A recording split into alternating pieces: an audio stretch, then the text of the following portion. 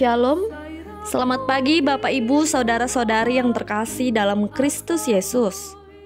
Sebelum kita menjalani aktivitas kita di hari ini, marilah kita mendengarkan firman Tuhan yang menjadi renungan untuk kita. Kita berdoa. Allah Bapa yang Maha Pengasih, kami bersyukur untuk hari ini. Terima kasih untuk pertolongan-Mu yang selalu nyata dalam hidup kami. Saat ini kami datang untuk mendengarkan firman-Mu. Tuntunlah kami untuk mengerti dan bertumbuh dalam kebenaran firman-Mu. Terima kasih Tuhan. Amin. Bapak Ibu Saudara-saudari yang terkasih dalam Kristus Yesus. Firman Tuhan yang menjadi renungan untuk kita. Senin 3 Juli 2023 tertulis dalam Kejadian 22 ayat 14. Dan Abraham menamai tempat itu Tuhan menyediakan. Sebab itu sampai sekarang dikatakan orang di atas gunung Tuhan akan disediakan. Demikian firman Tuhan. Bapak Ibu Saudara-saudari yang terkasih dalam Kristus Yesus. Abraham ialah bapa orang beriman. Kualitas iman percaya Abraham kepada Allah tentu karena ia telah melewati ujian demi ujian. Salah satu ujian terberat yang dialami Abraham adalah ketika Allah memintanya untuk mempersembahkan Ishak sebagai korban bakaran. Ishak adalah anak yang sangat dinanti-nantikan Abraham dan Sarah dalam kurun waktu yang cukup lama. Saat itulah Abraham dihadapkan pada pilihan yang tak mudah. Taat kepada Tuhan dengan mempersembahkan anaknya Ishak atau mempertahankan anaknya Ishak demi egonya sendiri.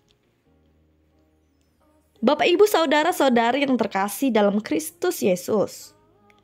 Mendengar perintah yang diberikan Allah kepada Abraham untuk mempersembahkan Ishak anaknya yang tunggal sebagai korban bakaran, Abraham pun menyetujuinya. Abraham berangkat menuju tempat yang dikatakan Allah, yaitu di Gunung Moria. Abraham melakukan perintah Allah tanpa bertanya, tanpa bernegosiasi atau keberatan sekalipun. Keikhlasan Abraham untuk mempersembahkan anaknya Ishak sesungguhnya telah menunjukkan ketaatannya yang tanpa syarat itu kepada Allah. Ketika hendak mendaki Gunung Moria untuk mempersembahkan Ishak, Abraham juga telah mempersiapkan kayu bakar dan belati. Tentu dari sinilah Allah telah melihat kepatuhan Abraham kepada Allah. Bukti bahwa ia mengasihi Tuhan lebih dari segala-galanya. Bukti bahwa ia menempatkan Tuhan sebagai yang terutama dalam hidupnya. Melihat itulah, Allah pun melarang Abraham untuk menyembelih Ishak dan menggantikan korban persembahan itu dengan seekor domba jantan. Bapak Ibu Saudara-saudari yang terkasih dalam Kristus Yesus, begitu jugalah dengan kita. Mungkin kita tidak mengalami kisah yang sama seperti yang dialami oleh Abraham ini. Tapi kita haruslah ingat, tak selamanya perahu hidup kita selalu berlayar di lautan yang tenang. Tapi ada kalanya perahu hidup kita harus melewati hari-hari serasa di padang gurun. Artinya, ada kalanya iman kita sedang diuji. Disitulah Allah melihat apakah kita bersungut-sungut, mengeluh, atau kita tetap memantapkan iman kita dan memilih tetap mengasihi Tuhan lebih dari apapun. Kita harus ingat bahwa proses ujian yang dialami bangsa Israel di padang gurun pun membawa mereka kepada pengalaman hidup yang luar biasa.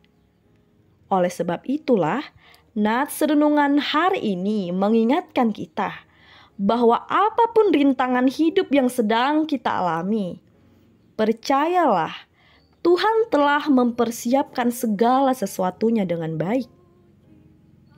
Yakinlah dan jangan pernah meragukan Tuhan sedikit pun. Amin. Kita berdoa. Allah Bapa yang Maha Kuasa, kami bersyukur untuk firman-Mu yang kami dengarkan di pagi hari ini. Kami percaya Engkau Tuhan yang sanggup menyediakan segala yang kami butuhkan. Kami percaya Tuhan, Engkaulah yang selalu dapat memberikan keselamatan bagi kami anak-anak-Mu. Dalam keadaan sulit sekalipun, kami yakin Engkaulah Tuhan yang akan menemani kami dalam setiap perjalanan hidup kami. Kami yakin Engkau telah menyediakan sesuatunya dengan sungguh baik.